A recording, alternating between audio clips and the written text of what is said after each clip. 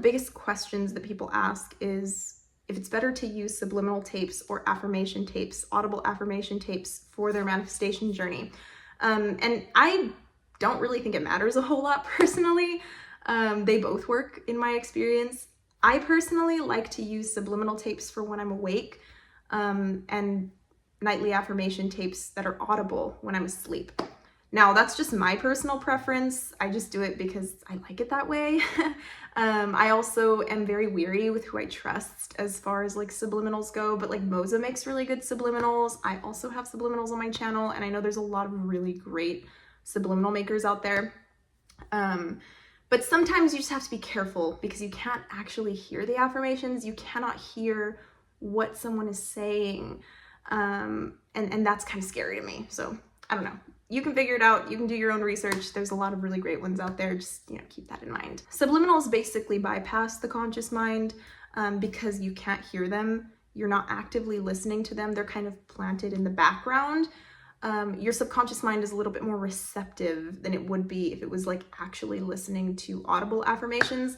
But that's like the theory, right? And that's the idea. I don't necessarily know if I agree with that because I found a lot of success with also just listening to affirmations and like saying affirmations myself. I also think it's really cool to, come up with your own affirmations, like things that are personally resonant to you.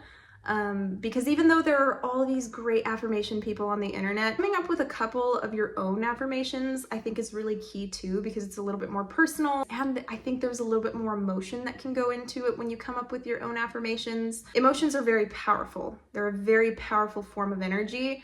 So using your emotion to affirm and come up with a couple of your own I am statements, or even affirming statements that you've read online with emotion, is extremely powerful. I mean, it just completely adds jet fuel to your affirming experience. Words are magic spells, guys. Like everything you say is impacting the environment around you because it is sound vibration. We are living in a world that is entirely composed of varying vibrational waves, guys. Even right now, as you're watching this video, you are receiving sound waves that are coming from me. I am transmitting vibrational waves to you in the form of this video. So you are receiving those sound waves and your mind is translating those sound waves into information. And I talk a lot about this on my channel. I talk a lot about the holographic reality and the energetic ocean that we exist within on my channel. So check it out at Madame Devoe. When you speak words into your reality, into your immediate reality, you are impacting the way matter is materializing.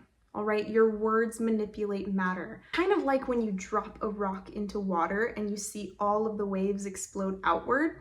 When you say an I am statement, that is the same effect you're having on your reality. You are pulsating out a wave of powerful energy that is manipulating the reality around you, especially the reality you cannot see. Because matter is aware when it's being observed, and it is more malleable when it's not being observed. So reality only renders when your five senses are perceiving it. So when you speak something into your reality, you are manipulating the reality that is not immediately perceivable so that when you do perceive it, it aligns to what you've spoken. All right, words are powerful. Your words manipulate matter. Comment that down below. Let me know, guys. Say my words manipulate matter. You are powerful beings. Your intention and your assumptions are what is determining what manifests in your reality and what doesn't. All of the different realities in your subjective multiverse are accessible.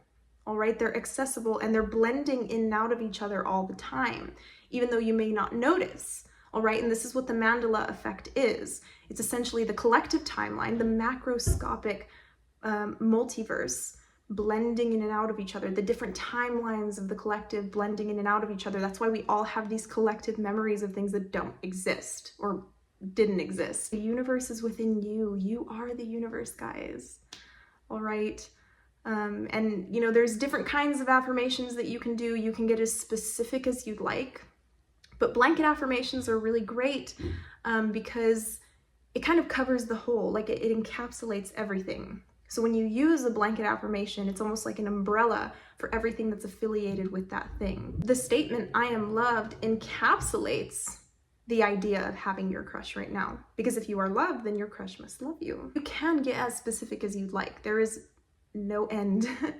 There's no limitation with manifestation. But that is where I will conclude this video. If you want to check out more of my work, you can head on over to Madame DeVoe.